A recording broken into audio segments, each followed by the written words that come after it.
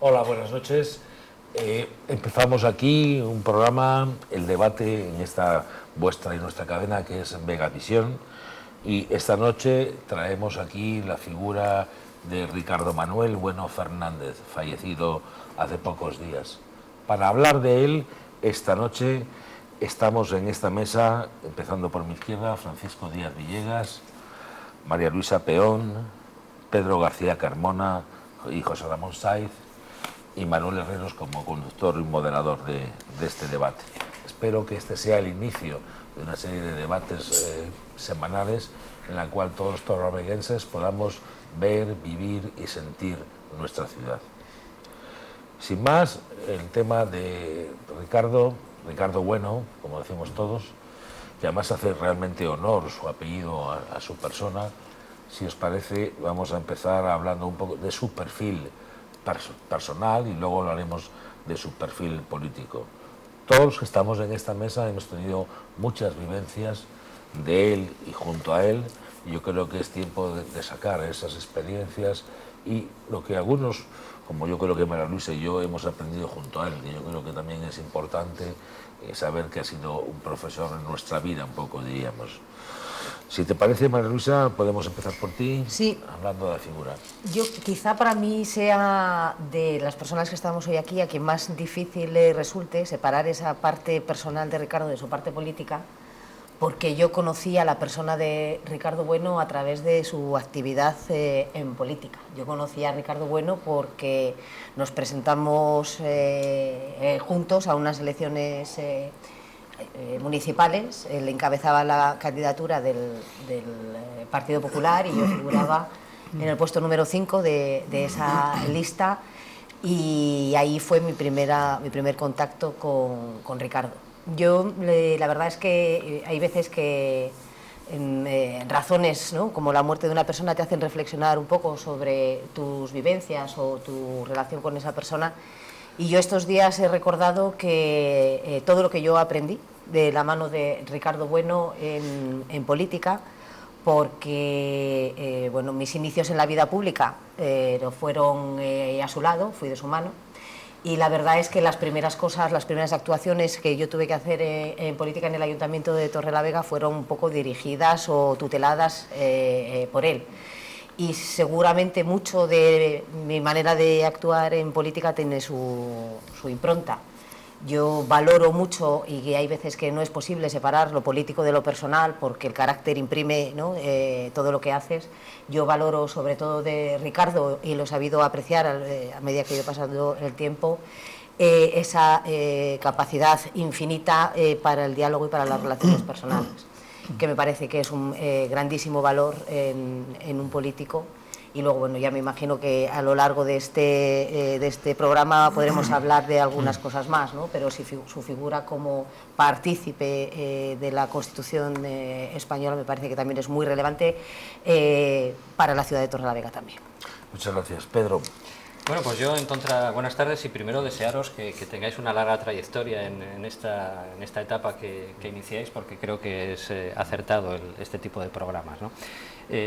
Por contraposición a lo que decía María Luisa, yo le he conocido un poco más a fondo en estos últimos años, y sobre todo destacaría la faceta personal, la faceta de amigo, la faceta de tertuliano. Todos los jueves íbamos a una cafetería a la Plaza del Grano y teníamos ahí pues unas charlas muy distendidas, muy agradables. Estaba Pepe Izaguirre, estaba José Nicasio, el director del Marqués de Santillana, estaba José Antonio Velarde, una persona aquí de Torrelavega, de Viérnoles, estaba Antonio Pila, alguien también de Santillana del Mar, pero muy vinculada también a la inquietud política y ciudadana.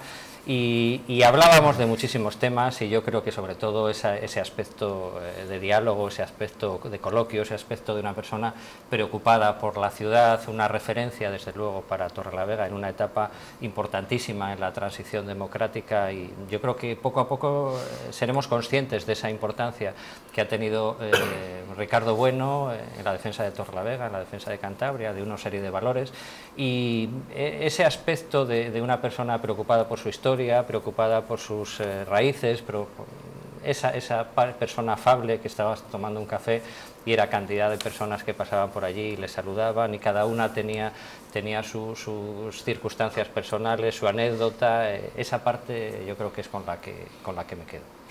Gracias, José Ramón. Luego queremos saber qué impronta ha dejado en Torrelavega, ¿no? Si no después, ¿no? Pero después de esta primera exposición, que es importante saberla. José Ramón. Bueno, yo creo que conviene antes que nada historiar un poco la figura de Ricardo Bueno. Ricardo Bueno, como se sabe, pues nace en Medina del Campo. Su padre, Máximo Bueno, a quien hemos conocido muchas personas porque vivió muchos años, yo creo que superó los 90 años. 92.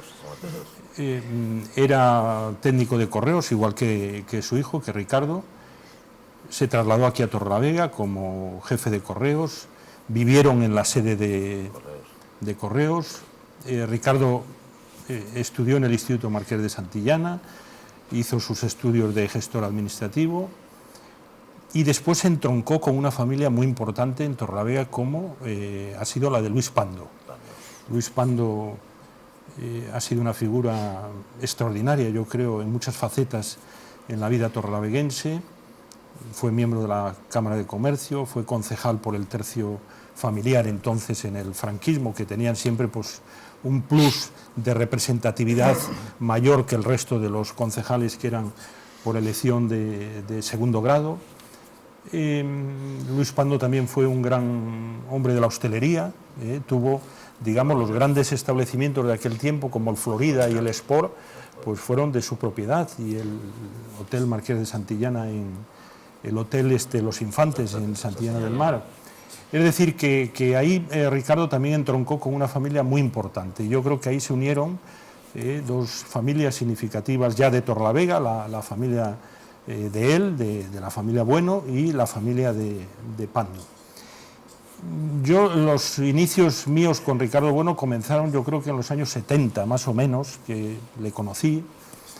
Yo recuerdo que era un chaval y en su oficina escribí muchas crónicas entonces para la Hoja de Lunes, que ya dirigía Juan González Bedoya, y fue una etapa, digamos, muy convulsa en lo periodístico, en lo político, en lo social, en muchas cosas ya, porque se veía pues el final del franquismo y lo que iba a llegar, ¿no?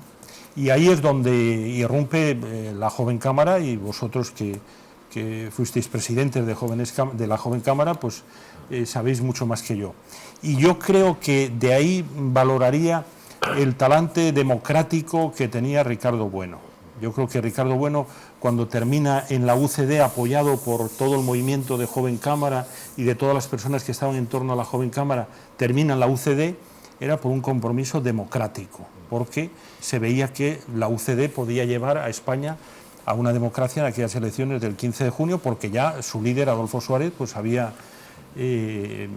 hecho gran parte de la transición, y las elecciones eran un poco la culminación de aquel proceso. Entonces yo me quedaría en estos momentos con esas facetas de Ricardo Bueno, el que viene a Torrelavega, se identifica con la ciudad, entronca con una familia muy importante, que es la familia Pando, y aquí estudia el Instituto Marqués de Santillana y pone en marcha sus negocios, inicialmente, pues como todo el mundo, pues en este caso bajo la tutela de su suegro Luis Pando, que como digo fue un hombre extraordinario, y que me agrada aquí hablar de Ricardo Bueno para hablar también de Luis Pando. Muchas gracias. Además, siempre todos sabemos que al lado de Ricardo siempre estuvo María Teresa, su esposa, que desde luego una gran personalidad a la que todos conocemos y seguimos conociendo, y la verdad que yo creo que fue un gran apoyo el de su esposa en toda su vida, ¿no? Porque además tantas ausencias fuera de casa, por todos los motivos, de Joven Cámara y luego lógicamente en las Cortes, ella llevó, yo creo, toda la formación de los hijos, todo. La verdad es que es un reconocimiento que tenemos que hacerle todos los torrelovenses a María Teresa. Paco. Conocí a Ricardo en el año 76. Hacía poquito tiempo que yo había emprendido mi negocio, y como en otros muchos casos recibí el apoyo incondicional de Ricardo. Y a partir de entonces he tenido una relación muy estrecha con Ricardo. No voy a descubrir ahora, además, quienes han intervenido anteriormente de alguna forma han dibujado la figura de Ricardo, pero de la relación que tuve con él, que tuve la suerte de tener con Ricardo, yo destacaría dos aspectos fundamentales. Ricardo tenía un espíritu emprendedor enorme y, de hecho, en aquella época tan difícil donde la sociedad española salía de una situación complicada y difícil, en un momento económicamente difícil, Ricardo promovió, aparte de sus negocios privados, promovió otros negocios y ayudó a otros emprendedores en aquella época.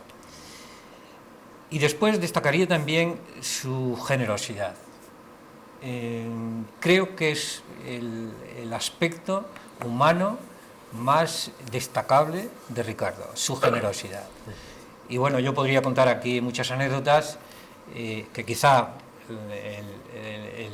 el ciudadano de Torrelavega las conozca, pero hubo actuaciones importantísimas de Ricardo para ayuda a determinadas personas, amigos nuestros, de todos conocidos, y gracias a su empeño, a su generosidad y a su espíritu emprendedor, hubo muchas personas que pudieron disfrutar de unas condiciones de salud y de vida mejores.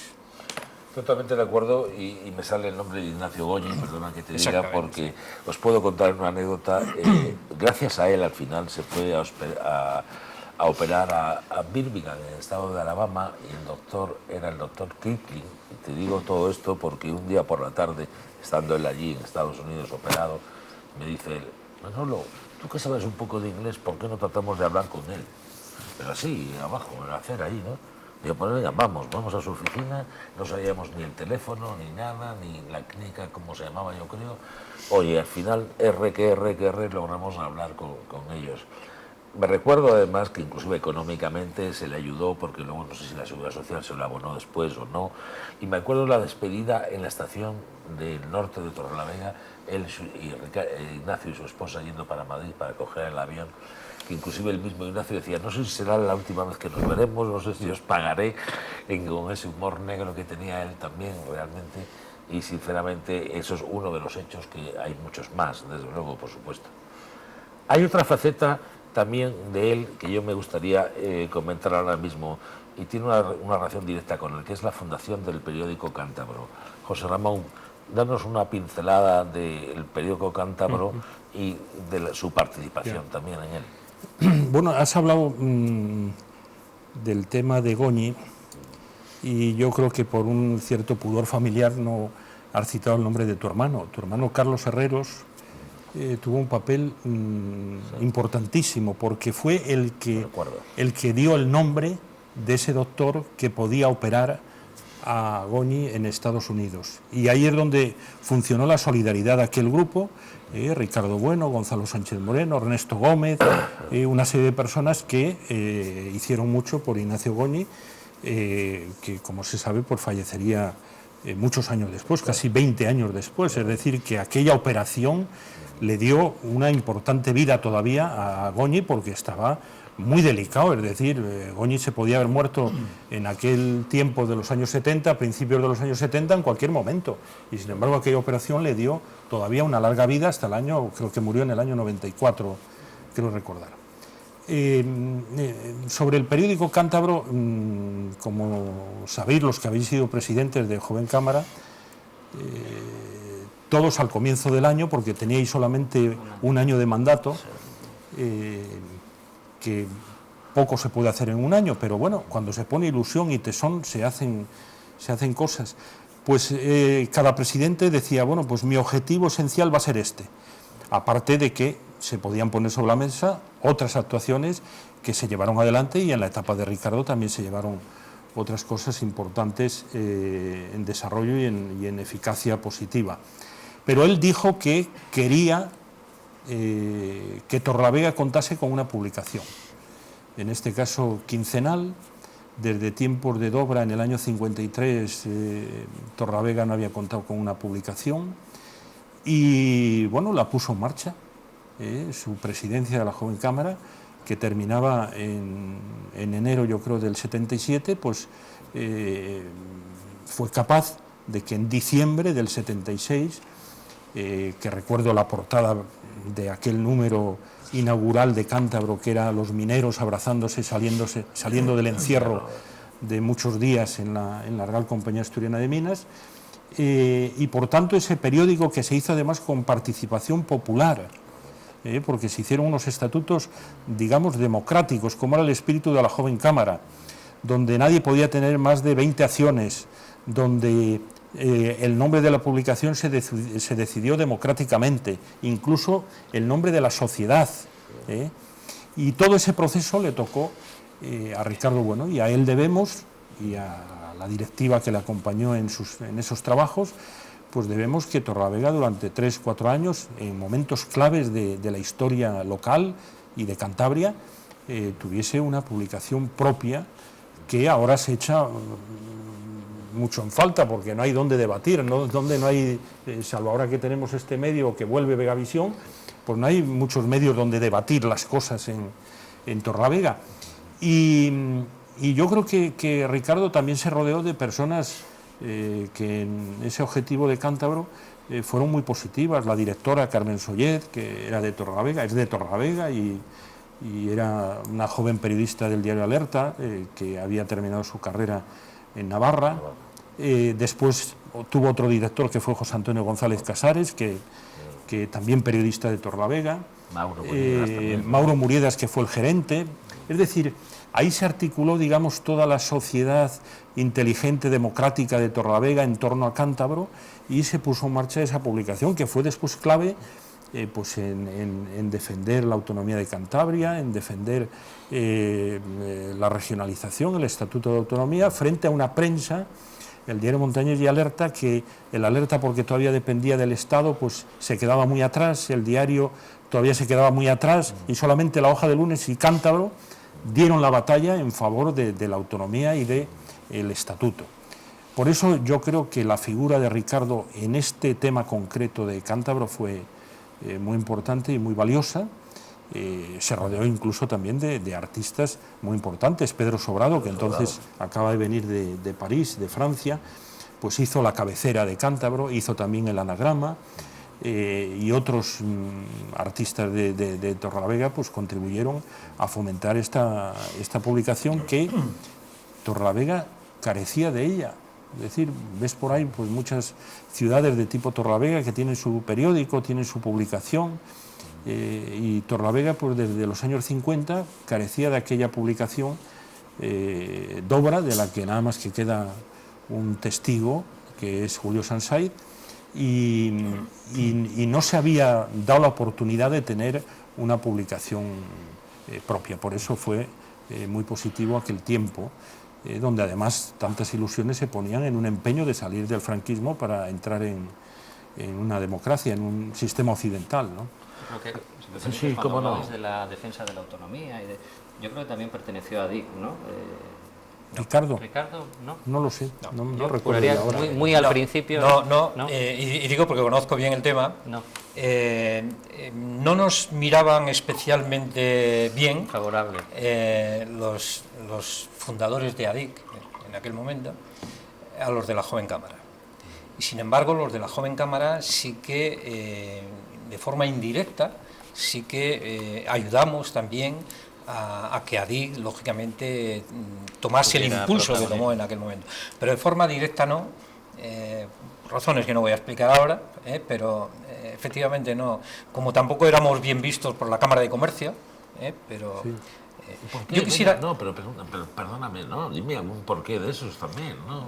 Bueno, había pero algunas personas... Paco, un apunte nada Sí. más, que yo lo he escrito en el libro de la Cámara de Comercio con Tomás Sí. Bustamante. Juan José Cacho, que era el presidente de la Cámara, y evidentemente pues su mentalidad era del régimen anterior, no estaba preparado para el nuevo sistema por muchas razones, ¿no? Que no son imputables a la persona, sino al modelo de sociedad en la que él vivió, ¿no? Pues decía que estos de la Joven Cámara están financiados por la CIA.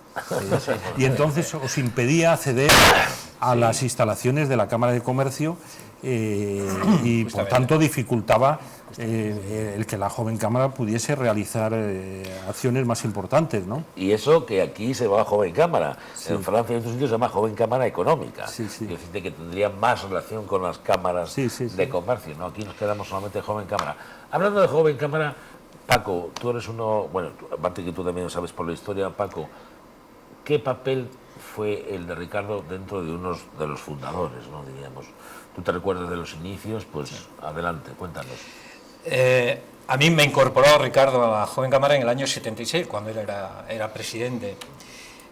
Lo mismo que incorporó pues, a otras personas jóvenes en aquella época. Quiero recordar que a la Joven Cámara solo se podía pertenecer si tenías menos de 40 años. O sea, a partir de los 40 años dejabas de ser miembro de la, 18, 40 de la Joven Cámara. Bueno, sí, pero en el momento que... sí, y recuerdo que Ricardo agrupó, con ese entusiasmo que él tenía, y con esa capacidad de convencimiento que él tenía, y con esa generosidad que siempre demostraba, agrupó alrededor de la Joven Cámara a personas, a jóvenes emprendedores, a personas que nos hacía ilusión participar en la vida social de Torrelavega de una forma tan directa, a través de la Joven Cámara, porque entonces no había otra forma de participación, no había partidos políticos, no había asociaciones de vecinos prácticamente, entonces la Joven Cámara era el medio por el cual podíamos participar y hacer actividades en aquella época. Sobre todo, fundamentalmente, fue importante, yo creo, desde el año 75, 76 hasta el año 80 más o menos, porque luego, antes la Joven Cámara sí es verdad que tuvo un protagonismo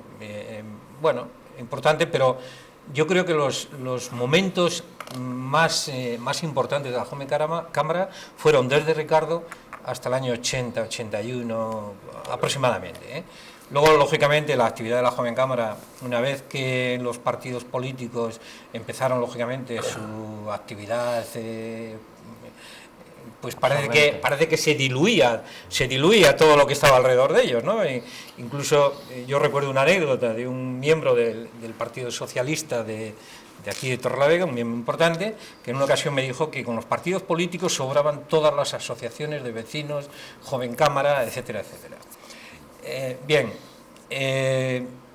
La actividad que desarrolló la Joven Cámara, impulsada por Ricardo, porque aunque es verdad que cada año había un presidente nuevo, porque formaba parte de las reglas de la Joven Cámara, pero sin embargo detrás de nosotros siempre estaba Ricardo, siempre estaba impulsando, siempre estaba ayudando, siempre estaba aconsejando. Bueno, hasta el punto de que creo que un hecho importante dentro de la vida de la Joven Cámara es que en el año 79, coincidió con mi presidencia, conseguimos hacer que Ricardo fuese presidente nacional de la Joven Cámara. Caso único en la historia de la Joven Cámara de España, porque siempre habían sido los catalanes, ¿no? Por cierto, este año se cumple el centenario, este año 2015 se cumple el centenario de la creación de las jóvenes cámaras en Estados Unidos. ¿Te recuerdas un segundito? Porque yo creo que fue elegido en Tortosa, si no recuerdo Tortosa, mal. en Tortosa. Y llevamos a Bossi y Martín. Sí, como animadores. Con José Mari Puente, que les llevó para allá, y ya llegaron mareados los pobres hombres. Fue una anécdota porque se tiraron 1000 horas para hacerlo. Iban con José Mari Puente y creo que terminó porque cuando dentro del coche se zambombeaban, no sé qué, bueno, se volvían locos. ¿Qué coche iba ahí? Era un Renault 12, yo creo que era verde, no sé si era de Ricardo. No me yo recuerdo. Creo que José Mari llevó, yo estuve porque además esa época de que fue presidente nacional, la primera vez yo fui vicepresidente con él y estuvimos en la campaña, ¿no te acuerdas? Había unas reuniones de campaña. Yo creo que Ricardo ha sido un líder que ha sabido crear grupos, que ha ejercido el liderazgo, pero no liderazgo de látigo, no, sino al revés, no liderazgo por convicción. Y sobre todo ha ido integrando grupos. Yo de verdad le puedo considerar un hombre con pocas aristas, ¿no? Es decir, era un poco conciliador, negociador, yo diría que esa es mi impresión. Pero de todas maneras, si hablamos un poco de líder de grupos y ya hablamos un poco, si quieres, en la política, María Luisa, ¿cómo veías tú el liderazgo de él?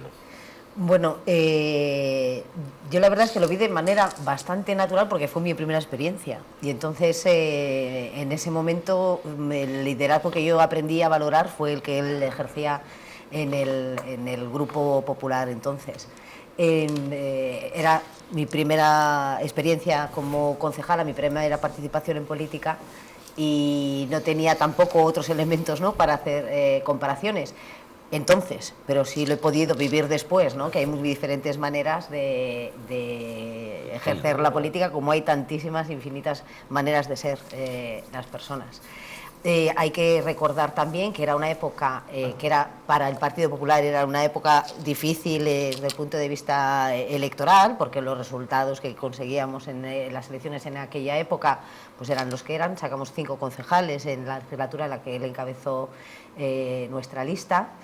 Y por eso el hecho de que él diera el paso, ¿no?, de encabezar la lista del Partido Popular en ese momento, para mí tenía también un plus de valor, porque una persona que había sido senador, que había sido elegido mayoritariamente, que había pertenecido a un partido, a la UCD, que había sacado tan buenos resultados electorales, pues de repente no dejaba de ser un papel arriesgado, ¿no?, el de decidir ser la cara visible de una lista que iba a tener un resultado electoral incierto. Y francamente, pues desde ese momento en adelante, pues encarriló el Partido Popular, que ya entonces los 5 concejales fueron un buen resultado, hacia posiciones de más ventaja en el Ayuntamiento de Torrelavega. Pero si me permites, a mí, Ricardo, la experiencia que yo tuve con él era de una persona sobre todo divertida y entretenida, un gran conversador y una persona con la que te lo pasabas bien, además de todo eso, ¿no? Él atesoraba un amplísimo anecdotario. Habéis contado ahora todas estas cosas, con lo cual aprender cosas a su lado además era entretenido y divertido. Era también mordaz, porque bueno, pues cuando había que criticar algo a alguien, él lo hacía con ingenio y eso, pero resultaba francamente divertido. Yo he leído de todas las cosas que se han publicado de él estos días un artículo de Juan Luis Fernández en la que él hablaba de las anécdotas de Ricardo, ¿no?, como esa manera de contar parte de nuestra pequeña historia local, que él era una cosa que él hacía muy bien. Y sobre todo pues para gente que no había vivido, ¿no?, pues algunos procesos importantes en España, como era la gente, yo en ese momento y la gente de mi edad, pues nos resultó era una experiencia importante. Yo estaba a la vez prácticamente terminando la carrera de Derecho y había algunas cosas que estaba estudiando en Derecho Constitucional en la facultad en ese momento, que por un lado veías en los libros y por otro lado Ricardo, ¿no?, te ilustraba con anécdotas pues en torno a figuras como, por ejemplo, Gabriel Cisneros o bueno, otras personas que estabas acostumbradas a verlas en la tele o estudiarlas en los libros y habían sido compañeros de Ricardo y te hablaban de ello. Muchas gracias. Hay otro apartado que yo creo que también nos merece la pena, que es Torrelavega 1900. Yo tuve la suerte de estar también en el inicio y la experiencia y recopilando fotos de todos los lados. Había gente en Torrelavega que guardaba fotos y no dejaba sacarlas de su casa, cómo convencerlo. El señor mayor, además, puedo decirlo sin más, que al final accedió, ¿no?, pero accedió para poder sacar las fotos. Íbamos donde Hurtado sacaba foto de foto, se lo devolvíamos y luego su equipo de 1900, que yo creo que conocéis todos, a Cándido Román, a Botana, ¿no?, a Pepe Izaguirre, si no recuerdo mal, y alguno más había, ¿no? Yo tengo la anécdota de que a Cándido Román le ponían una foto de niños del colegio de aquí y decía, ¿quiénes son estos? Oye, te los decía todos y si quedaba uno decía, mañana te lo digo, que sé que lo sabe no sé quién, ¿no? Era una cosa, la verdad. Cándido fue una persona, aparte de ser un buen carpintero y ebanista, que también debía ser, en esto tenía una afición tremenda. Y vuelvo otra vez a ese liderazgo, a esa capacidad de crear equipo que tenía Ricardo. Él tenía un proyecto que esperemos que ese proyecto sea público en un momento dado, esa gran colección o ese tipo que... Y todos esperamos, cada día llevamos una foto de un sitio, de otro lado, no sé. Yo estuve un poco tiempo, ¿no?, sinceramente, pero tú puedes hablar que has escrito de Torrelavega 1900, José Ramón, dinos algo. Bueno, yo lo que puedo decir sobre este tema lo comenté ya en la inauguración de una exposición en la Sala Mauro Muriedas, que Pedro García Carmona estuvo la alcaldesa también y varios concejales de todos los grupos políticos, sobre fotografías que presentaban las asociaciones de mayores. Y yo en la intervención señalé que toda la recuperación de la historia gráfica de la ciudad se le debe al Grupo 1900 y a personas como Ricardo Bueno, que supo aglutinar, que es yo creo que una de las sabidurías importantes de Ricardo Bueno, que sabía emprender, pero en el momento que emprendía comenzaba a compartir. Y ahí compartió toda esa experiencia muy positiva para la ciudad, pues con Cándido Román, que aparte de buen carpintero era un extraordinario republicano y hombre de izquierdas, una persona de una gran honradez a todos los niveles, con Manolo Quevedo, con Ángel Montes, con Pepe Izaguirre y otra serie de personas que desde el primer momento prestaron apoyo a este movimiento social, cultural de Torrelavega 1900, que editaron aquel libro y que además los beneficios de aquel libro fueron para el asilo de Torrelavega, que fue otro gesto muy importante. Llegó a tener ese libro, no sé si 4 o 5 ediciones, según me comentó el propio Ricardo y también Pepe Quinzaños, que editó el libro en su imprenta. Yo creo que ahí está una de las facetas donde no todo a favor de la sociedad se puede hacer desde la política, sino desde otros ámbitos se puede aportar mucho a la ciudad a la que uno quiere o se identifica o con la que tiene pues una pasión importante. Y ahí Ricardo demostró tener una pasión y una identidad torrelaveguense significativa, y yo creo que el Grupo 1900 o Torrelavega 1900, liderado por Ricardo Bueno y con estas personas que he señalado y que fueron muy importantes, yo creo que de todos, pues ha muerto Ricardo y ha muerto Cándido Román. Los demás afortunadamente todavía están con nosotros, pero que eran personas que generosamente dieron mucho para que Torrelavega recuperase fotografías que podían perderse y que muchas de ellas están ya en el archivo, y aunque no están bien catalogadas y no están bien todavía definidas, pero hoy Torrelavega pues puede sentirse satisfecha de que ha hecho un esfuerzo importante por la recuperación de esa identidad pasada, ¿no? Gracias, José Ramón. No se vayan, nosotros vamos a parar un segundito. Las empresas vendemos y compramos y debemos también anunciarnos, y esta es una de las mejores cadenas para hacerlo. Un minuto.